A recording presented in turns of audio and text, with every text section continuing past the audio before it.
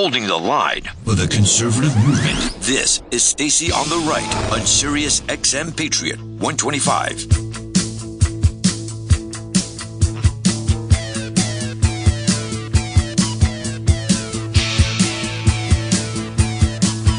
Thanks for being with us tonight. We're so glad to be welcoming back to the program Congressman Michael Guest, representing Mississippi's 3rd Congressional District, at Rep. Michael Guest on X.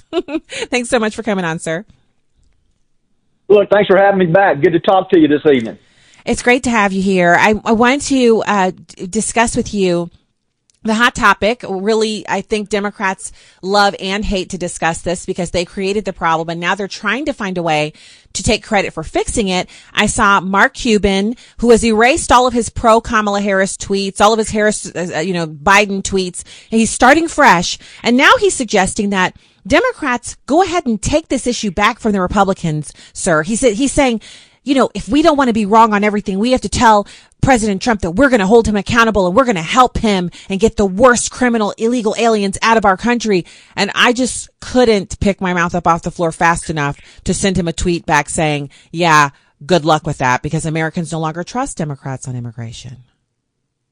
That's right. And look, that's a complete 180 on where Democrats have been as far as their support of law enforcement. And the Democrats are the party that came up with abolish ICE, with defund the police. I mean, they are constantly throwing up each and every day one roadblock after another as our local and federal law enforcement officers are just seeking to enforce the law. And they do not support law enforcement. They do not support law and order. And I think the only reason you're seeing people like Cuban and others change their tune is they know that this is not a winning issue with the general public, that people want to make sure that our streets are secure, our communities are safe. And there's an overwhelming, I believe, desire across the country to support our men and women of law enforcement. And so they are the ones that have created this problem. And they are the ones, because this is an emotionally charged issue, who I believe are placing the safety of our law enforcement officers in jeopardy each and every day. Yeah. And so Americans don't actually like to see these protesters or these people who are actually being, they're being enforced upon, right? Because ICE already issued a huge nationwide statement. They said, look, what we really want is we want you guys, if you're here illegally, we want you to go ahead and self-deport. That way you preserve the opportunity to come to the country lawfully. If you really think you want to be an American, you can leave and you can come back the right way. And if you don't leave, then you need to register yourself because you're going to have daily fines. And for those who decide to do none of that, you're going to be enforced upon. And Border Czar Tom Homan has been very clear that there are no areas that the ICE enforcers can't enter. These are duly authorized law enforcement. They are allowed to enter any premises and enforce their deportation orders. They're allowed to apprehend. They're allowed to investigate. Democrats are really far away from the American sentiment on this. You're right. Under Joe Biden and Kamala Harris, we saw that the administration placed restriction after restriction on our federal law enforcement officials, particularly ICE and CBP, that prohibited them from doing the job that the American public hired them to do. And we've seen that under President Trump has come in through new leadership, through executive orders, and he's removed those restraints. And it is extremely unnerving to many people on the far left. The far left, they supported President Biden's open border policy. They supported the surge of illegal immigrants coming into the country. And now that President Trump has stopped that flow, they are now pushing back on ICE's ability, their efforts to come in and to remove those individuals who are in the country illegally, to remove the worst of the worst, to remove those that have committed crimes, to remove those that have orders of removal by immigration judges. And we've seen that elected officials, particularly in blue states, I think of people such as Governor Gavin Newsom, Mayor Bass there in Los Angeles, not only have they stood against law enforcement, but they stood on the side of illegal immigrants in this particular issue. And I think the American public is fed up with that. Again, they want to see that their communities are safe. They want to get these illegal immigrants off the street. And look, if you want to come to the country, there is a legal way to do that. And that's what the president has expressed through his executive orders, through his messaging, that you go back to your home country, that you get in line with everybody else, and that there is a pathway, but the pathway is not to come across the border illegally and then to remain in the country after you've been asked in order to leave. Yep. And after the president has gone through the extraordinary measure of offering you the opportunity to leave with a free plane ticket and $1,000 in your hand by using the CBP Home app, the CBP Home app, pardon me. You can use that app to basically say, I'm registering to leave. You can count me off the list. You don't have to worry about, doing the deportation order against me. I'm going to save the American taxpayer money. I'm going to go out and come back in the right way in the future. That's a possibility for these people, and for them not to take advantage of it. I know we're looking at 500,000 people who have, but we need more. We need more people to do that.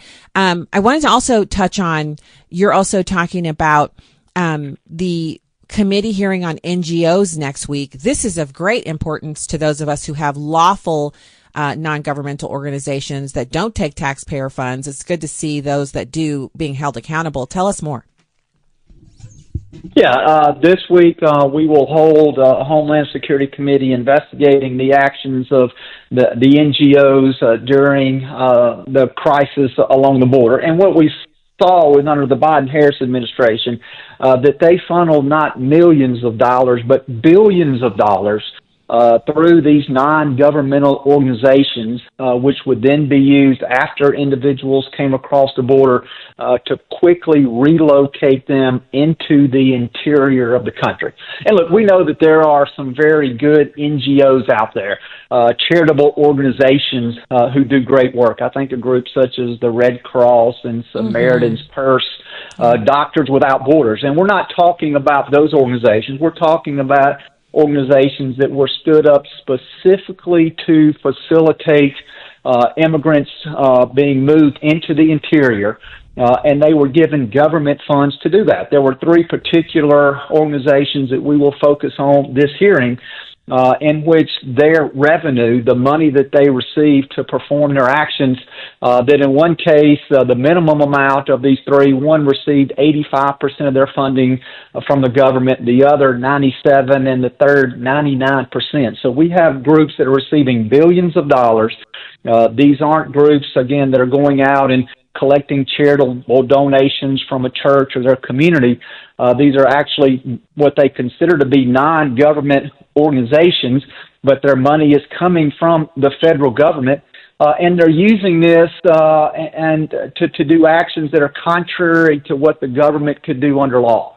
And so widely abused, this system, it was incentivizing people to come to the country because they knew once they came to the country, once that they were granted temporary asylum status here in the United States, that these NGOs would then transport them really to wherever they wanted to go across the country. And so they were given a free ticket, free place to stay, and it really was a huge waste of our taxpayer dollars.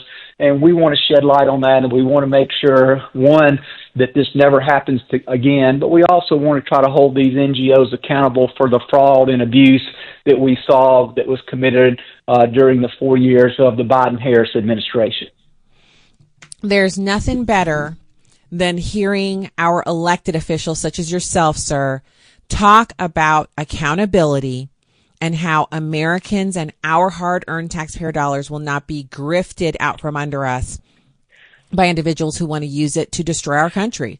I actually thought during the Biden administration, there's nothing worse than working hard and knowing your taxpayer dollars are going to fund something like, opening up the southern border and putting people into our communities who, whatever the reason they came here, they're here illegally. This isn't about them as people. It's about the law. And so it's so important. Last couple minutes here left with you, and we so appreciate your time tonight, sir. Anything else you'd like to add? Anything else we need to know about your work there? We're so grateful for our legislators that are actually getting the job done.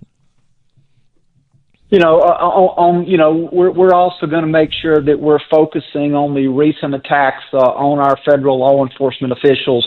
We saw several of those attacks just within the last several days. You had the attack on July 4th, in which we saw there in Alvarado, Texas, a group of individuals went to an ICE detention center. They then began opening fire and striking a local law enforcement official. There were actually 10 individuals who were later arrested who were charged with attempted murder involving their assault there on that facility against law enforcement officials. Then we saw several days later, on the 7th of July in McAllen, Texas, we saw an individual approach a Customs and Border Patrol station. He began to fire there on the facility. When local law enforcement responded, one of the local responding officers was struck by gunfire, and that individual was ultimately killed by 3 Customs and Border Patrol agents there on the scene. And then we saw on the 10th of July, we saw an individual who was depicted on video firing a handgun at law enforcement officials there in California. So within a period of less than a week, we saw 3 separate incidents of individuals firing on either Customs and Border Patrol agents or ICE agents as they were performing their official duties. And so it is imperative that all members of Congress, not just Republicans, but Republicans and Democrats, that we stand up for our law enforcement officials. And so we're going to continue to highlight that. We're going to continue to make sure that those individuals who have been arrested, that they are prosecuted to the fullest extent of law. And we also want to make sure that we are providing our law enforcement officers with the necessary training and the necessary equipment to perform a very difficult job, particularly in today's political environment.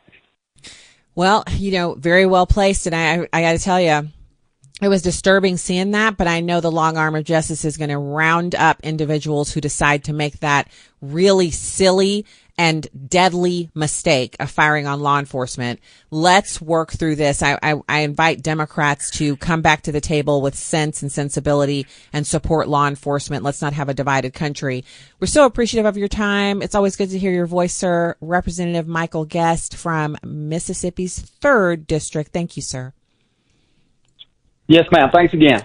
All right. We'll talk to you again soon.